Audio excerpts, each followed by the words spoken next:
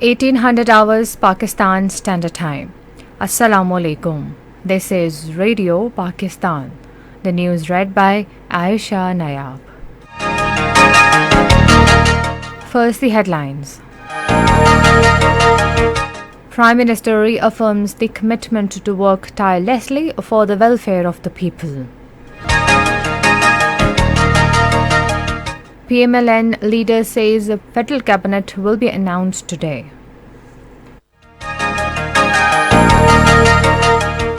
In the National Assembly, PPP leader emphasized the need for reducing political tension in the country in order to take matters towards improvement.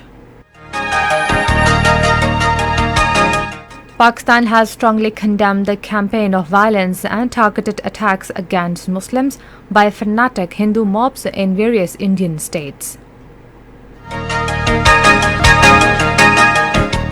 Modi-led fascist Indian regime has ordered the Kashmiris to play the Indian national anthem in mosques, imam bargahs and shrines of occupied Jammu and Kashmir.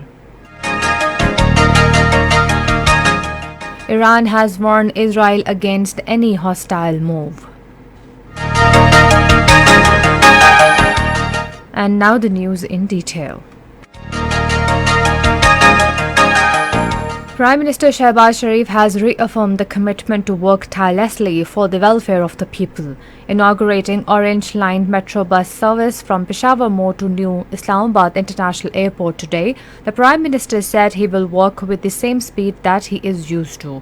The Prime Minister regretted delay in the operationalization of Peshawar More New Islamabad Airport metro bus service.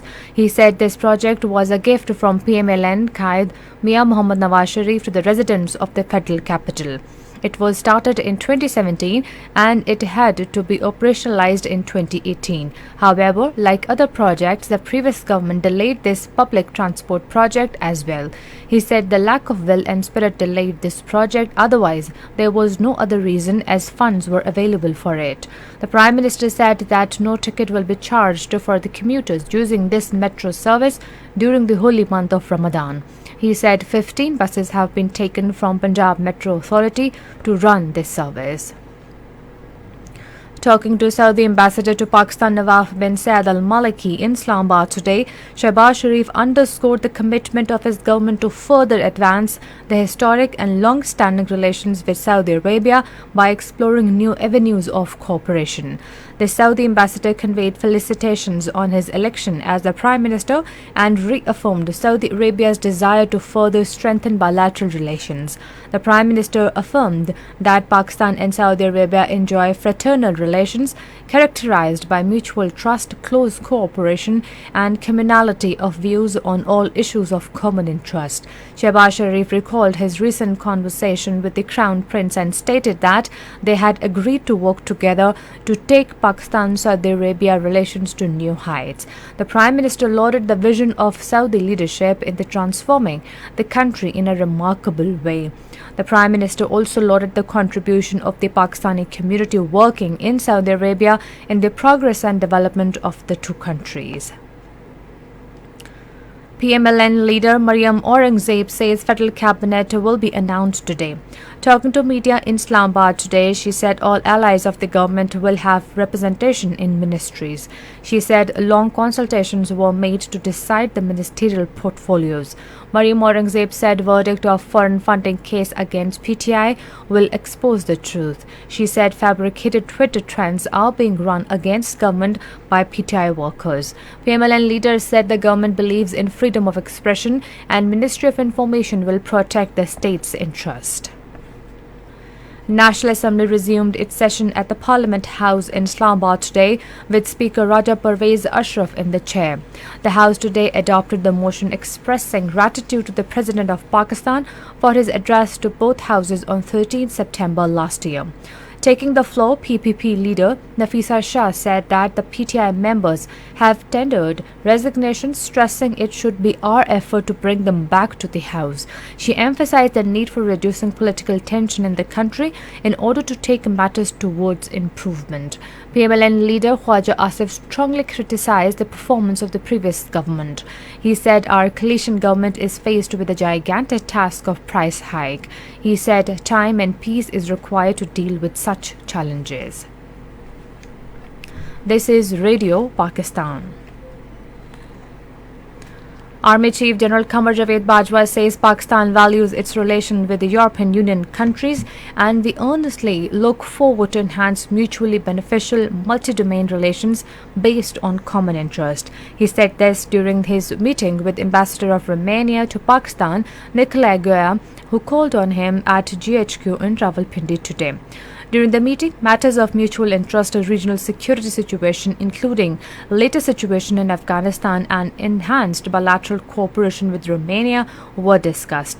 Both reiterated the desire to further enhance bilateral relations in all fields. The visiting dignitary also appreciated Pakistan's role in regional stability and pledged to play his role for further improvement in diplomatic cooperation with Pakistan at all levels. Pakistan has strongly condemned the campaign of violence and targeted attacks against Muslims by fanatic Hindu mobs in various Indian states.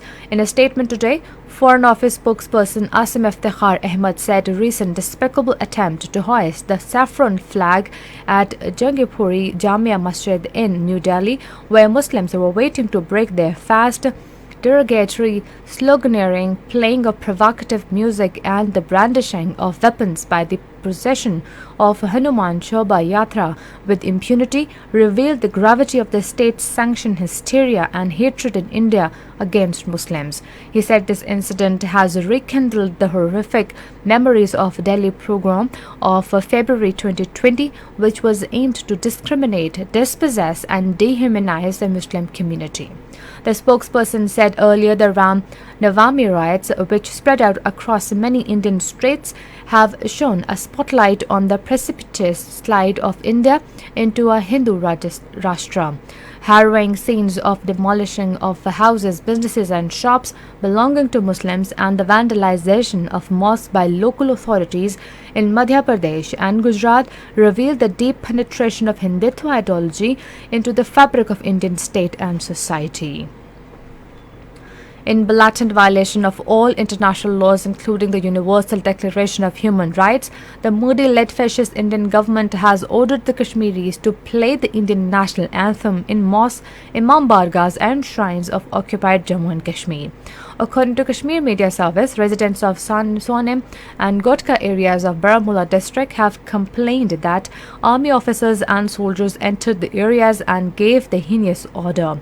People, however, strongly reacted to the sacrilegious order and flatly refused to obey it, calling the unholy order an utter breach of sanctity of powerful symbols of religion.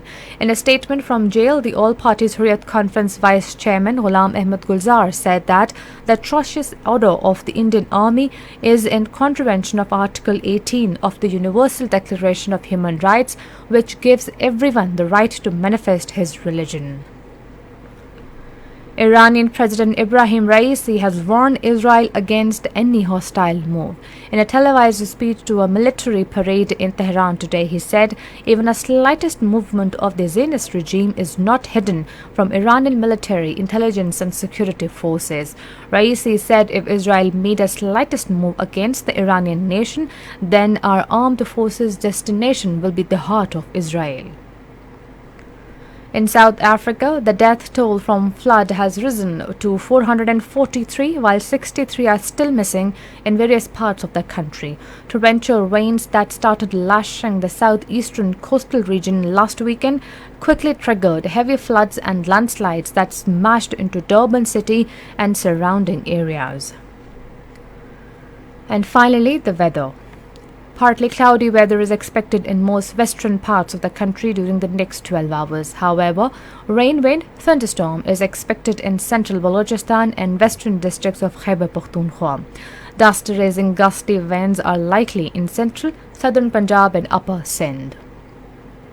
And that is the end of the news. For more news and analysis, log on to our website radio.gov.pk and also watch live video streaming of our bulletin on the link facebook.com/Radio Pakistan News Official.